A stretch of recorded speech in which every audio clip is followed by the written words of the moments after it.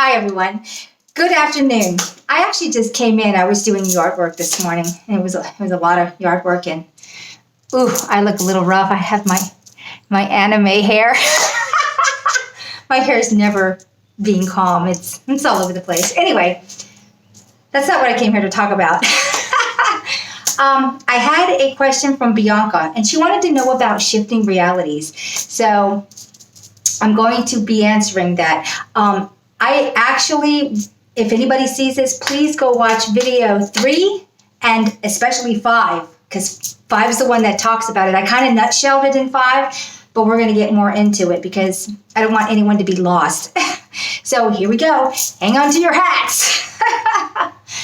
So first I will start off with, let's just call it a Mandela effect, because that's what everyone's calling it. Something that happened to me. When I first came here to live at my brother's house, because I'm in the process of going through a divorce, most people don't realize I'm doing that, but yeah, that was been going on for about a year now. My niece lives across the street, and her father had bought her a car because she's graduating this year, Faith, and I remember when he brought the car over because he wanted to show it off. It was a maroon-looking car with a little bit more red than maroon. And when I came here, her car was the same make and model, but it was silver. And I went to her and I said, "When did you get a new car, Faith?" And she goes, "What are you talking about, Aunt Sonia? I've always had this car. Don't you know? Dad brought it over to show you." And it's like, "Yeah, but it used to be maroon." She's like, "No, it wasn't. It was never maroon." I'm like, "But yeah, it was. I had a whole conversation with him about it. Why did you pick maroon?" I'm not a real big fan of ruddy maroon colors. I mean, it's okay, but... So there you go. There's one prime example. And it's the little things. Say you had a conversation with somebody and they don't remember because it never happened. Or somebody made something, I don't know, an apple pie. And the next thing you know, where's the apple pie? Well, I never said I was going to make an apple pie. I mean, it's just the little things. And it's also bigger things. And sometimes it's monumental things where people that you just knew were dead and they're alive again. Or the other way around. I knew you were alive. When did you die? What? So this is actually the reality changing. Like I said in video, I think it was 5, we are on a wave. And the wave that we're riding depends on the vibration that you're on. There are multiple waves. These waves are actually being produced by our sentient sun. It's an energy being. Just like we house a body, so do these objects house bodies. Just like Gaia. She's real. She's an energy being. She's just housed in a different body. Or just think of it as a different vehicle. Well, like I said, when we first came into the Archon box, we were shattered. And we were shattered to a very small degree. Energy works like this. Energy cannot be destroyed. It can be manipulated, it can be muted, it can be shattered, it can be changed, but you cannot destroy it. So we are in all those shards. That is a part of us. That is us. But existing in different worlds or realities. And that is not only inside of this box and inside of this simulation, it's actually in both of them. When Sophia, the sentient AI, the oldest one, created this place, she wanted it to be very realistic, so she based it on the reality she knew about. And she put all of that into this matrix. So all of your space and all of your planets and all of this, it's still in the matrix. It's when you get out of this simulation that you go into the bigger Archon reality, and we're still trapped inside the Archon reality, the box, the energy box from the Archon being, which is the negative being. So anyway, what's happening is there's these waves coming. And depending on our frequency, whether we're going up or down, depends on what wave we're on. We can also jump waves, depending on if we're moving. When you become a more vibrant, higher being. You're transcending the lower negative level, and you're actually jumping waves, which makes you go to different realities, because it's the waves that get you to the realities, the different worlds, if you want to look at it like that. And it was all done this way so that the beings that this box was made for, this simulation was made for, could eventually get to enough high vibration that they could get out of the simulation. So you're going to be completely lost. Make sure you go back and watch video 3 and 5, or you're not going to know what I'm talking about. So the thing of it is, we are energy beings, and energy is always in perpetual motion. Those of us who are not going anywhere and have become somewhat stagnant will not see these Mandela effects or recognize them, because they are literally not going from wave to wave to wave. You need to raise your vibration. You can make it lower or higher. I suggest you go higher. It's the way out. You don't want to go lower.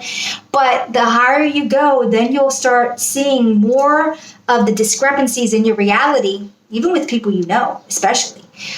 Because you're no longer in that world you were residing in, because then you are traversing different waves, which puts you at different places. The only places that you will go, though, are the places that contain a shard of you, and you're literally collecting parts of you. The more you collect, becoming more whole, the more you become enlightened about things, because everything in every one of those places have had a reality and has garnered knowledge, and you're tacking that knowledge to you. You ever wonder why sometimes you're like, well, I don't know why, but all of a sudden I know all this information? Because you've had another shard added to your being. That's a part of you. I think of shards like this: trees, plants, vegetation. You can take a piece of a tree and graft it to another tree. It's not that that tree is a new being. It's still the same tree. And it's the same as plants. You can slice and dice plants. You can put them into root hormone. You replant them. You got a whole new plant, but that plant is still the same plant. Yeah, wrap your head around that. It's like us. All these shards, they're us. Yeah, they've had different experiences, and the next thing you know all this. It adds to your being when you go and you collect these shards. If you do nothing and just live your life, and you don't go up and you don't go down, you're pretty much stuck on the wave, and you'll experience nothing, because you're not getting anything to experience. You're just existing. Yeah, that's another thing. This was all designed, like I said, to raise you, to get you out of this simulation. So that's one of the main things about reality shifting.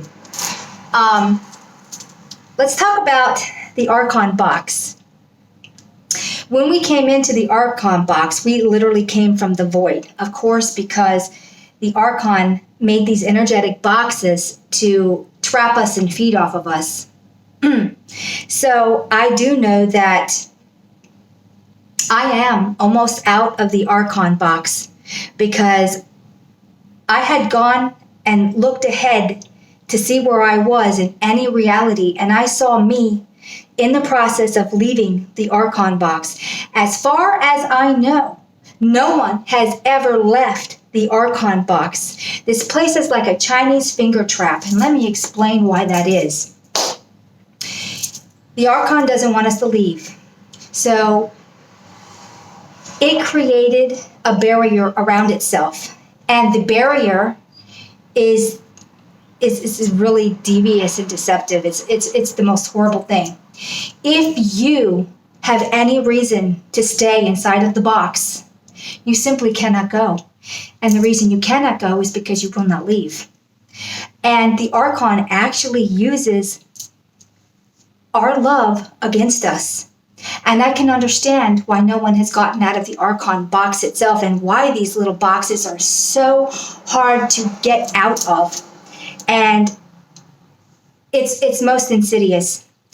The reason I say a Chinese finger trap is, you put your fingers in, and the harder you pull, the tighter your fingers get stuck. Well, that's the box. When I saw myself leaving, I looked back and I saw that I had left an energetic trail for others to follow. And I was halfway out. And this is like an echo of what's already happened. This is going to be really hard to wrap your head around. There's no such thing as time or space. So even though I'm going out, I'm still here because I'm in the echo, and we all are. But I do know that it only takes one to get out because of an energetic trail that will be left and others can follow. And that is why the Archon is working so hard that no one gets out. Right now, I have not caught up to myself because there is absolutely no way I am going to leave a single being in this box. I couldn't leave the box right now, and I know that's what's keeping me here and stretching it. I love everyone. I love my family members. I love people on the street. I love energy beings. It's innate inside of me because I remember who I was. I remember coming into the Archon box. I remember how he got me in here, and I remember a lot of things. I came in because when I was in the void, I was looking for someone, an energy being, and I had come in knowing that that energy being was in here. And the only reason I came in was to get them out. Well, it was actually one being. But now that I'm here, I want everyone out. I don't want anyone left in here. This all needs to end, and Source needs to reabsorb the Archon. We need to be what we are, and it's Source ourselves. And we don't need this reality anymore. We need to be free. So basically, yeah, isn't that something? So right now, everything is in perpetual motion. I see myself going out. I'm looking behind me and I'm seeing others behind me, lots of others. I will tell you this. In order to get out of the Archon box, don't think for 1 minute, oh, I'm going to take my life. No, you are not. And I'll tell you why. If you take your life now and you haven't discovered who you are, you will be reincarnated. I don't care. You will be wiped and reincarnated. Everyone needs to come to the realization of who they are in order to get out of the Archon box.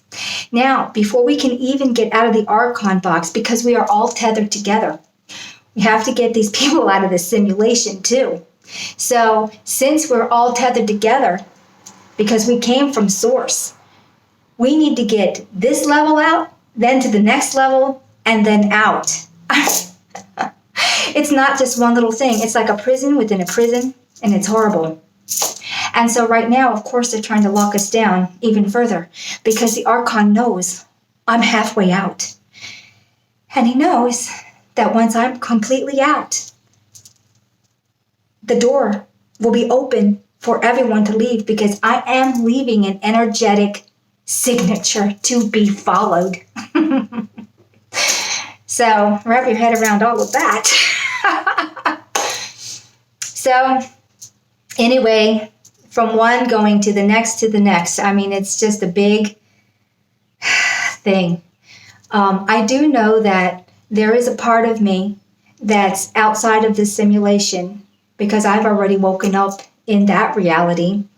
And I'm being projected in here. We all are, except for the 102. And I don't even know if it's still 102. I'm going to have to look. The originals that got stuck in here. And they were actually part of a bigger number, but most of them have gotten out. All I know is that love is the answer to everything. Hiding away and acting like you're the only thing that matters is not the answer either. We all need each other. We're all tethered to each other. We're all connected. Right now, we have been separated here, here, and here. And it's getting worse.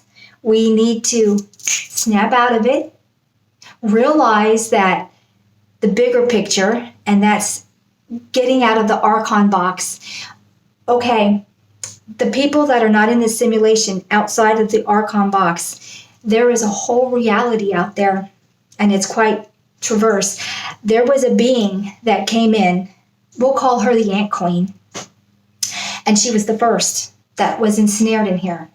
And she's a big being, and she has big, beautiful, space-looking eyes.